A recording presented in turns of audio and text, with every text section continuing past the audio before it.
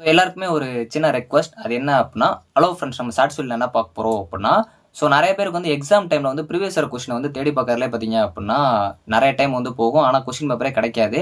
So கடைசியா நீங்க பார்க்குறப்போ ஒரு அட்டானமஸ் காலேஜ் கொஸ்டின் கிடைக்கும். இல்ல உங்க சிலபஸ் ரிலேட்டடா இருக்க கொஸ்டின் வந்து கிடைக்காது. ஸோ இதனால நெறைய ஸ்டூடண்ட்ஸ் வந்து கொஸ்டின் பேப்பர் எனக்கு வேணும், அது குடுங்க ப்ரோ அப்படின்னு சொல்லி கேட்டுட்டு இருந்தீங்க. ஸோ எனக்கு இதுக்கு முன்னாடி வந்து ரெகுலேஷன் 21ல எழுதின ஸ்டூடண்ட்ஸோட கொஸ்டின் பேப்பர் வந்து என்கிட்ட இருக்கு. ஆனா எல்லாருமே வந்து தனித்தனியா அனுப்புறப்போ வந்து என்னால கரெக்ட்டா செப்பரேட்டா தேடி எல்லாருக்குமே வந்து ஷேர் பண்ண முடியல. ஸோ அதனால பார்த்தீங்க அப்படின்னா, நான் ஒரு ஐடியா யோசிச்சிருக்கேன். இது யூஸ்ஃபுல்லா இருந்துச்சு அப்படின்னா, கண்டிப்பா உங்களால இந்த ஹெல்ப் வந்து பண்ண முடியும். இது உங்க ஜூனியர்ஸ்க்கும் நீங்க ஹெல்ப் பண்ற மாரி தான். ஸோ ரொம்ப சிம்பிள் தான். நான் வந்து ஆல்ரெடி டெலகிராம் சேனல் வந்து ஒண்ணு வச்சிருக்கேன்னு உங்களுக்கு தெரியும். அதில நீங்க ஜாயின் பண்ணலனாலும் ஜாயின் பண்ணிக்கோங்க. இன்னொரு டெலகிராம் வந்து ஆல்ரெடி அது நான் ஸ்டார்ட்டிங்லேயே வந்து அந்த குரூப் ஸ்டார்ட் பண்ணதான்.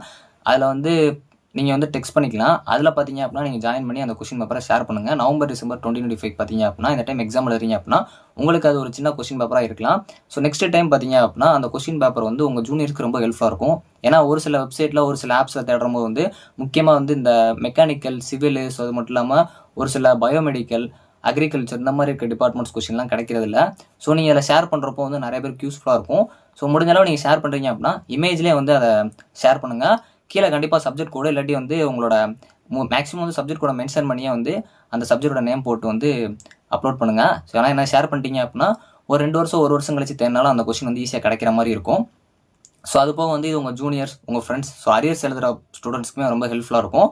ஸோ இது ஒரு சின்ன ஒரு இது மாரி தான். இருந்தாலும் வந்து இது நெறைய ஸ்டூடண்ட்ஸ்க்கு யூஸ்ஃபுல்லா இருக்கும். ஏன்னா ப்ரீவியஸ் இயர் கொஸ்டின் இல்லாம நீங்களே வந்து நெறைய டைம்ஸ் தேடி பார்க்குறப்போ கிடைக்காம இருந்திருக்கலாம்.